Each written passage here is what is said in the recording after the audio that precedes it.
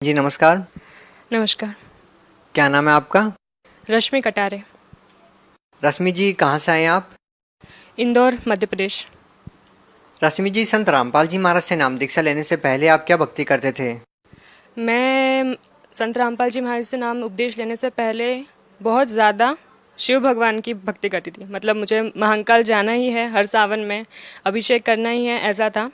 मतलब बचपन से लेके मतलब जब तक सदगुरु रामपाल जी महाराज के शरण में मैं नहीं आई थी, मुझे ज्ञान नहीं मिला था, उसके पहले तक मैंने यही सारी चीज़ें की हैं। माता पूजना, जो नॉर्मल चीज़ें जो घर में होती हैं भक्ति की, वो सारी चीज़ें की हैं।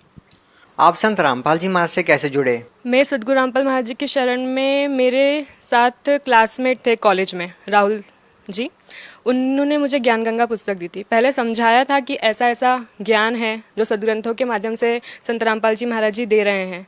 उस वक्त थोड़ा गुस्सा आया था कि मतलब शिव भगवान से ऊपर किसी को मानती नहीं थी। फिर जब देखा, शुरुआत की पढ़ना ज्ञान गंगा, तो फिर सारी चीज़ें मिली। सत्संग की मुझे चिप मिली राहुल जी से। उसके बाद मुझे पूरा ज्ञान हुआ। मैंने गीता जी भी देखी, जो संत रामपाल जी महाराज जी ने बता रखे थे सारे प्रमाण। उसके बाद मैंने संत रामपाल महाराज जी से अरदास लगाई थी, क्योंकि मेरे परिवार वालों से मैंने बोला था कि मुझे सतलोक आश्रम बरवाला जाना है। तो उन्होंने मुझे साफ मना कर दिया था कि नहीं, बिल्कुल भी नहीं। थोड़ा माने थे वो कि जाना है। उस वक्त मेरे पापा की तबीयत भी ख़राब चल रही थी। उन्होंने मना किया कि इसको भेज दो, फिर बोला कि नहीं, भेजना नहीं है, किसी के साथ नहीं भेजना, ऐसा। फिर मैंने कबीर साहब से प्रार्थना की थी कि परमात्मा मुझे आना है आश्रम में, सतलोक आश्रम में। फिर उसके बाद ऐसा चेंज हुआ कि मेरी फैमिली में मेरे पापा, मैं और मेरी मम्मा, हम तीनों बरवाला आश्रम पहुँचे। तो इस तरीके से मैं सदगुरु रामपाल महाराज जी के शरण में जुड़ी हूँ। रश्मि जी, आपने संत रामपाल जी महाराज से नाम दीक्षा ली, तो आपको उसके बाद क्या लाभ मिले? सबसे पहला लाभ ये हुआ कि सच्चे भगवान के बारे में पता चला, जो कि संत रामपाल महाराज जी ने सारे सदग्रंथों में से, चाहे वो हिंदू, मुस्लिम, सिख, ईसाई किसी के भी हों, उनमें से निकाल के हमें बताया है कि वो एक मालिक, जो हम बोलते हैं कि सबका मालिक कौन है, एक वो कबीर साहब है। उनके बारे में सारे प्रमाण दिए हैं। दूसरा ये कि जब मैं बरवाला आश्रम पहुंची थी, सतलोक बरवाला आश्रम, तो जब मैं संत रामपाल महाराज जी से आशीर्वाद लेने गई, तो उन्होंने जब मेरे सिर पे हाथ रखा, क्योंकि मेरी पूरी बॉडी में मतलब तकलीफ़ें बहुत थी, बुखार, तो मतलब हर हफ्ते डॉक्टर के पास जाना है, ऐसा था। बॉडी पेन, लेग दर्द होना, वो हमेशा रहता था। उसके लिए मेरी मम्मा पता नहीं घासलेट का तेल, पता नहीं क्या क्या मुझे लगाती रहती थी, नानी जी से पूछ पूछ के।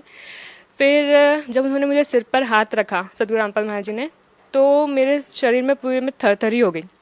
उसके बाद से मुझे बॉडी पेन तो हुआ ही नहीं है। साल भर में एक बार कभी बुखार आ जाता है, फीवर आ जाता है, तो वो बहुत बड़ी बात है। उसके अलावा मुझे मतलब कभी भी बुखार नहीं आया। दूसरा लाभ ये कि नाम उपदेश लेने के 1 डेढ़ महीने बाद मुझे चिकन पॉक्स हो गया था, जिसे लोग मतलब माता निकलना कहते हैं। एक रात को मुझे बहुत ज़्यादा बॉडी पेन हो रहा था, मतलब ना मैं इधर हो पा रही थी और ना मैं इधर हो पा रही थी। इस कारण से मतलब मैंने कबीर साहब की बहुत महिमा सुन रखी थी, जो भी मतलब उनके आश्रम में लोग जाते हैं, है ना। तो उसी कारण मैंने गुस्से में उनसे बोल दिया कि आपकी तो इतनी महिमा मैंने सुन रखी है कबीर साहब, तो वो कष्ट जो मुझे हो रहा है वो हट क्यों नहीं रहा, वो दर्द मुझे हो रहा है, मैं सो नहीं पा रही हूँ, मुझे सोना है। इतने ही मैंने बोला था गुस्से में, और मेरी आंखें बंद हो गई। उसके थोड़ी सी देर बाद जब मैंने आंखें खोली हैं, तब मुझे सामने कबीर साहब दिख रहे हैं, बहुत नूरी, बहुत सुंदर। मैं मतलब बता नहीं सकती हूँ कि वो कितने सुंदर दिखते हैं।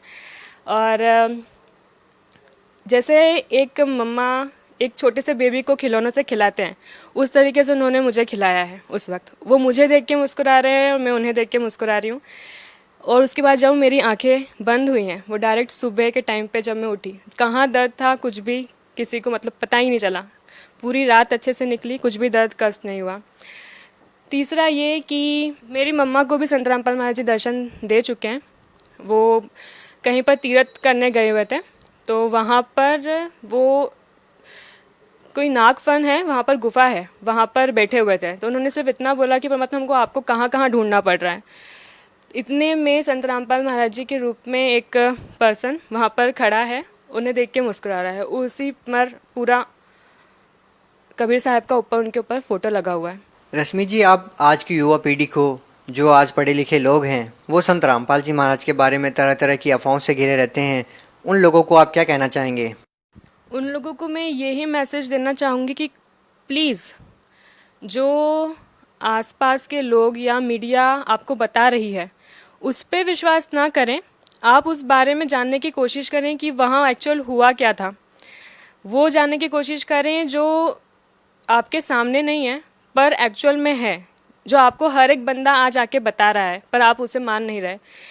तो ऐसे ऐसे बहुत सारे प्रमाण हैं जो आज पूरे मतलब वर्ल्ड में दिखाए जा रहे हैं कि एक्चुअल रियलिटी क्या थी। तो उसे देखें, उसे समझें और उस ज्ञान को समझें। संत रामपाल महाराज जी ने प्रमाणों के साथ सदग्रंथों से दिया है। आप भगत समाज को क्या संदेश देना चाहते हैं?